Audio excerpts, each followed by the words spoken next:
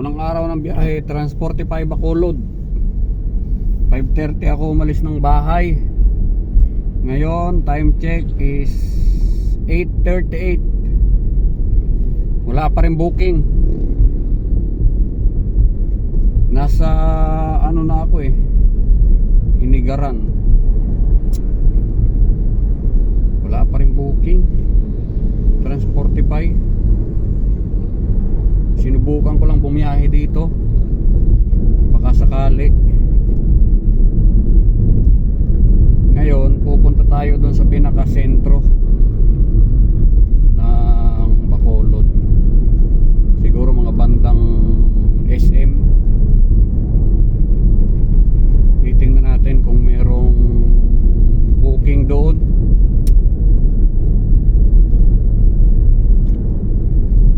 Pagka wala, baka ano tayo nito, bili pa tayo ng Cebu.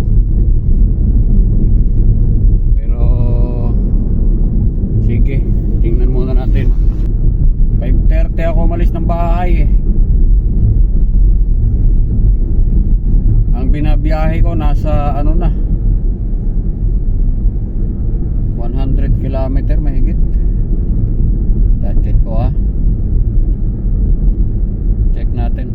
118 kilometer na binabiyahe ko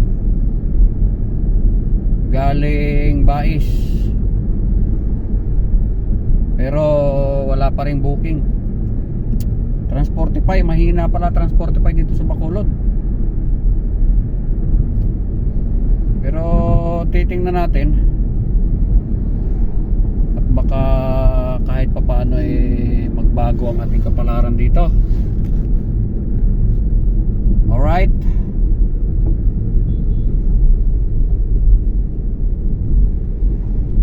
Update ko kayo mamaya Makakuha tayo ng first booking natin. Anak ng tinapay, nauubos na yung gasolina ko. Wala pa rin tayong booking. Tuloy-tuloy lang. Minto muna ako rito. Ang gandang tanawin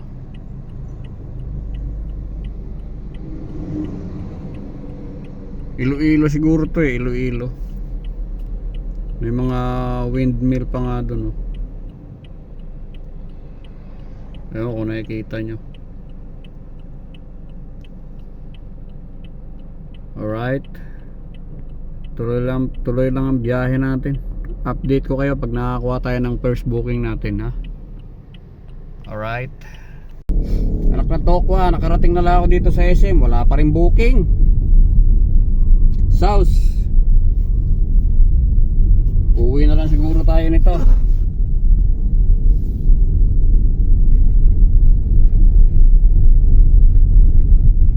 SM Bacolod.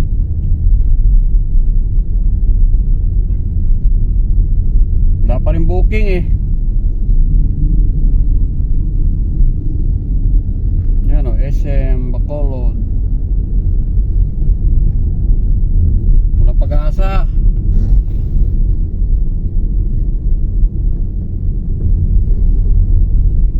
Pambira. Kanina pa ako rito. Wala talagang booking. Sawing palad tayo nito. O hindi kaya nataon lang Sabado kaya walang booking. O talagang mahina ang booking dito sa Bacolod ng Transportify. Anak ng tinapay. Lugi tayo nito.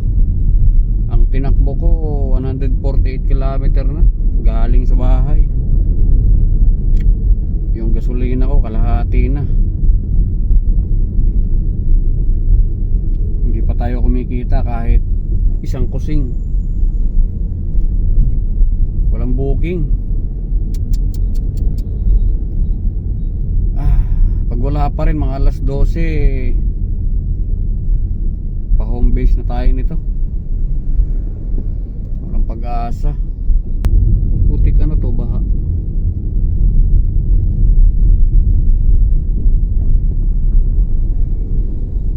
May baha. Baha May baha.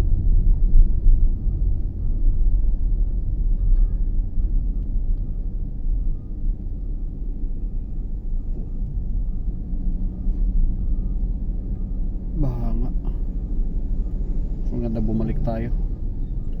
Balik. Mahirap dyan.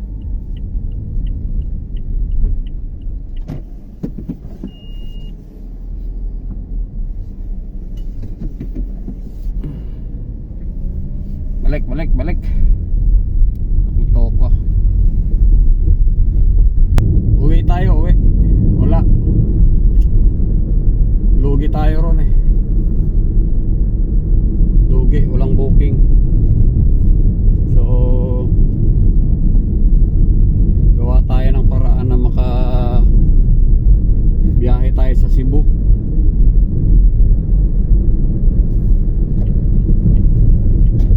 Lalamove naman ang subukan natin doon.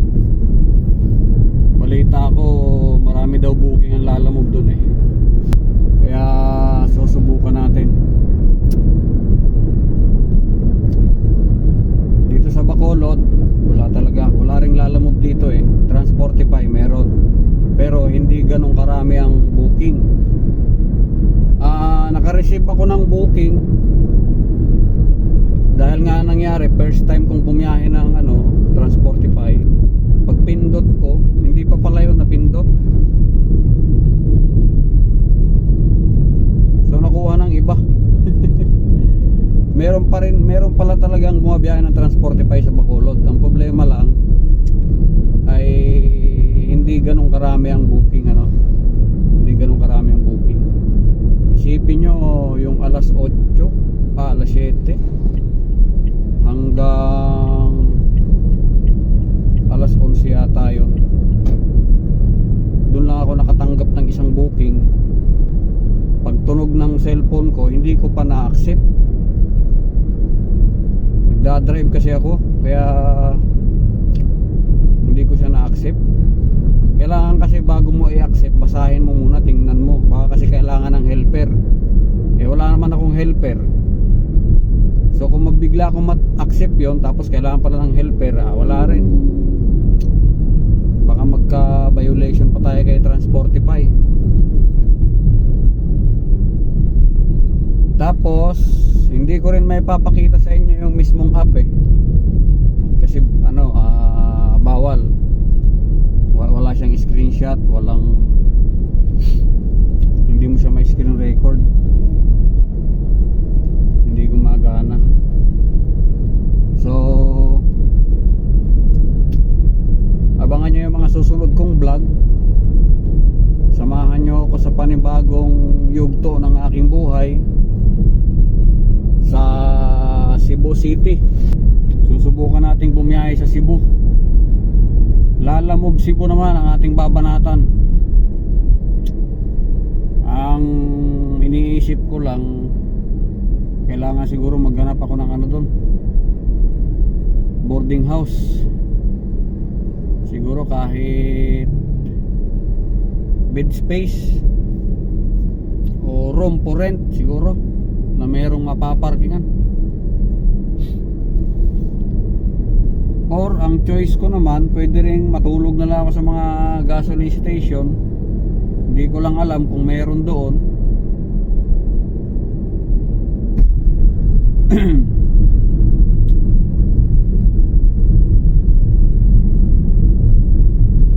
Pwede ring gawin yon, matulog ka sa gas station. Doon ka na rin maligo. Kasi sa Manila ganun eh,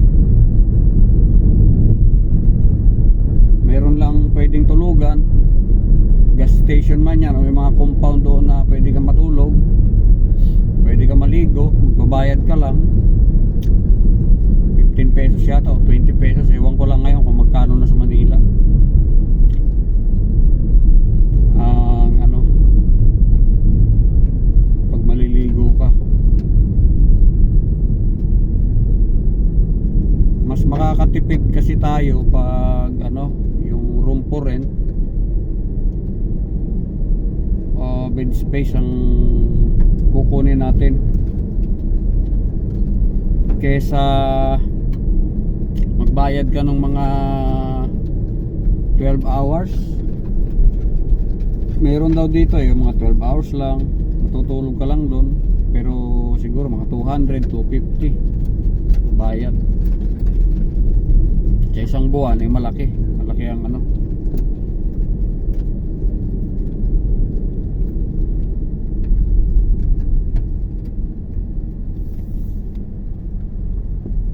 Abangan nyo yung mga susunod kong vlog, ha? Samahan nyo ako sa Cebu. At least kahit papaano sa Cebu City, Bisaya, Cebuano, kahit papaano nakakaintindi na tayo ng Bisaya. Kasi 2018 nandito na ako eh. Meron lang konting diferensya yung Bisaya ng Negros sa Bisaya ng Cebu. Pero kahit papaano nakakaintindi naman tayo. Sa ngayon, i-enjoy nyo na lang muna yung view ng dinadaanan natin, ano, buhay probinsya.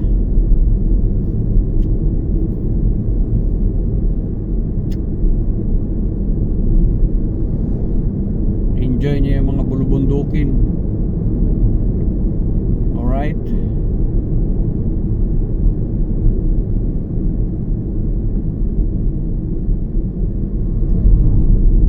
Itong YouTube channel ko na to, matagal-tagal na rin to eh, 2016 o 2017. Kaso lang hindi ako marunong mag-vlog.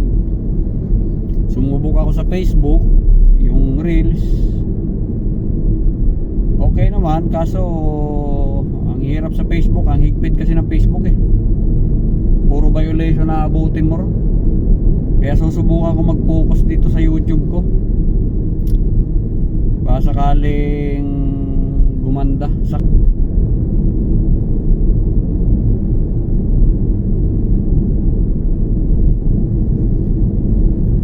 So sa ngayon, yan lang muna. At kung hindi pa kayo nakasubscribe sa channel ko, paki-subscribe na lang. Saka paki-pindot na rin yung notification bell para updated ka sa mga susunod na video ko. Alright, hindi ko pa rin alam kung paano kayo tatawagin, kagulong, kakalsada, kachokaran, etc. etc. Sige, sa mga susunod na panahon, titingnan ko kung ano ang itatawag ko sa inyo, ha? Alright, dito na tayo sa Mabini ngayon. Pahinga muna ako rito. So ang tinakbo natin galing Bais ay 274.4 km. Galing ng Dumaguete 384. Galing pa kasi ako ng Dumaguete kahapon. So yan, ang gasolina, yan na lang yung natira sa gasolina. So walang nangyari sa buhay natin ngayon, nagsunog lang tayo. Pero ganun talaga ang buhay, kailangan natin makipagsapa na lang sa sunod, babawi tayo.